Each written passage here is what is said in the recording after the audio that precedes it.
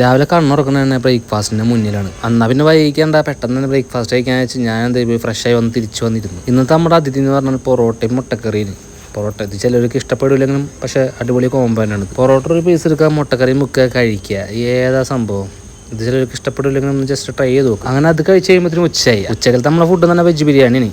എന്നാൽ പിന്നെ വെജ് ബിരിയാണി ഒന്ന് ട്രൈ ചെയ്ത് നോക്കാമെന്ന് വിചാരിച്ചു. അപ്പോഴത്തെ മാലകയെ പോലെ അയൽവാസി ഒരു മന്തി മേടിച്ചിട്ടുണ്ടായിരുന്നു. അപ്പോൾ മന്തിയും കൊണ്ടുവന്നു. എന്നാൽ പിന്നെ അതുകൊണ്ടും കഴിക്കാമെന്ന് വിചാരിച്ചു. ആദ്യം നമ്മൾ കഴിച്ച മന്തി ആയിരുന്നു. മന്തി കഴിഞ്ഞിട്ട് നേരം എന്ത് ചെയ്തു, വെജ് ബിരിയാണി കോരി അങ്ങോട്ട് ഇട്ടു. എന്നാൽ പിന്നെ അതുകൊണ്ട് കഴിച്ചു നോക്കാൻ വെച്ചു. വെജ് ബിരിയാണി അടിപൊളിയുണ്ട്. വെജ് ആയതുകൊണ്ട് മാത്രം പറയല്ല, സംഭവം നൈസാണ്. പിന്നെ അതിൻ്റെ ഇടയ്ക്ക് കുറച്ച് കിഴങ്ങിൻ്റെ പീസൊക്കെ ഉണ്ട്. അതൊക്കെ ഉള്ള കാരണം നല്ലൊരു ഇറച്ചി ഫീലൊക്കെ കിട്ടുന്നുണ്ട്. അതുകൊണ്ട് കുഴപ്പമില്ല. അങ്ങനെ അതും കഴിഞ്ഞ് റെസ്റ്റ് എടുക്കുമ്പോൾ ചെങ്ങായിമാർ സിനിമക്ക് പോകാൻ വേണ്ടി ടിക്കറ്റ് എടുത്തിട്ടുണ്ടായി. അപ്പോൾ പിന്നെ ഞങ്ങൾ എല്ലാവരും കൂടി എന്ത് തൃപ്രയാറുള്ള ജാക്കേ പോയിട്ട് സിനിമ കാണാമെന്ന് വിചാരിച്ചു. അങ്ങനെ അവിടെ പോയിട്ട് ഞങ്ങൾ കുറച്ചിടയ്ക്ക് ഇരുന്നു. പോസ്റ്റായിരുന്നു, കാരണം ഞങ്ങൾ കുറച്ച് നേരത്തോടെ എത്തി.